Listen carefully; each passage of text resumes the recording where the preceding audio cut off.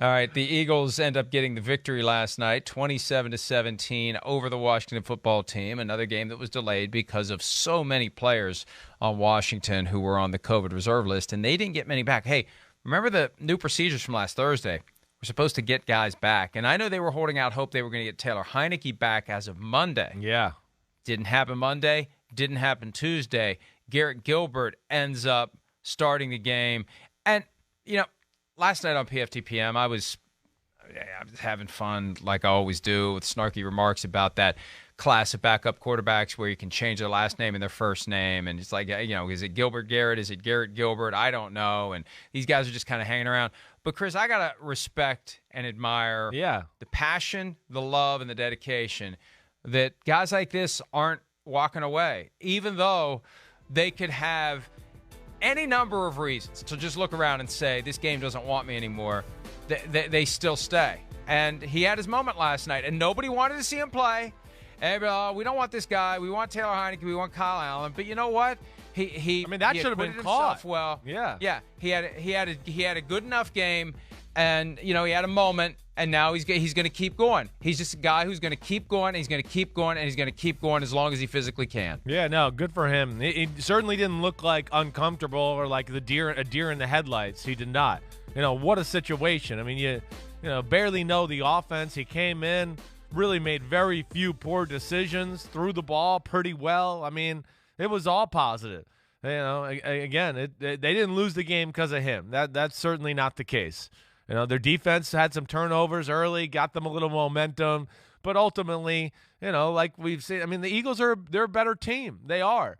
They're a better team, and as I talked about with that last comment before we went to the last commercial break there, they have something elite about their football team, like truly elite, a game-changing element about their team where when you play them, you got to go, wait. We can't play this defense because they will run up the middle for 30 yards on us if we do that. Wait, we can't play this defense. Or they'll pull Travis Kelce and a guard and get on the edge and run for a 40-yard run. They're the hottest running team in football right now. Mike, I know you heard me say their O-line early in the year, it's dominant. And then they figured out how to use it with Jalen Hurts' running ability. It's become special. And, they're going to be a real pain in the butt here down the stretch for whoever they're playing. And they're going to be a pain in the butt if they get in the playoffs because this run game, can eat up clock and change the dynamics of a football game against a team that might be better than them.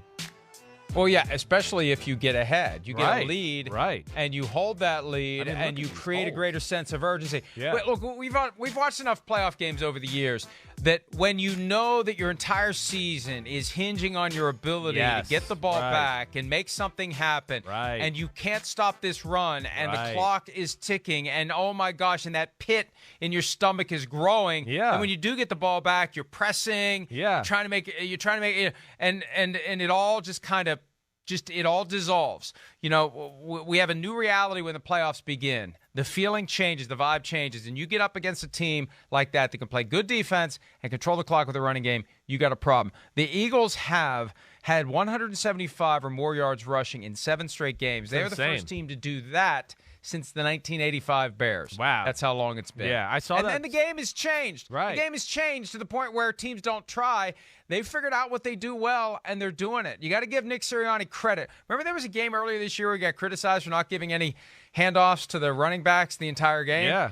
Now off they go. They are playing to their strengths. That's the key. That's good coaching. I want to give Nick Sirianni praise. You figure out what you have. You figure out what your guys do well. Agreed. And you do those things, and you figure out what they don't do well, and you don't do those things.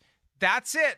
Now, the question is, if you come up against a team that can take away your run, can Jalen Hurts get it done? Right. Hey, we'll worry about that when somebody can take away the run. Because for 7 straight games, they haven't been able to take away the run. That's where we're getting to that point where I go, I don't know, is there a team out there that can take away the run from them? I'm not sure there is. That's how good they are. That's where it's special. And you're right. Nick Sirianni, he deserves a lot of credit. Hi, I'm Mike Tirico, and thanks for watching. Make sure to hit subscribe for the latest news and highlights from NBC Sports.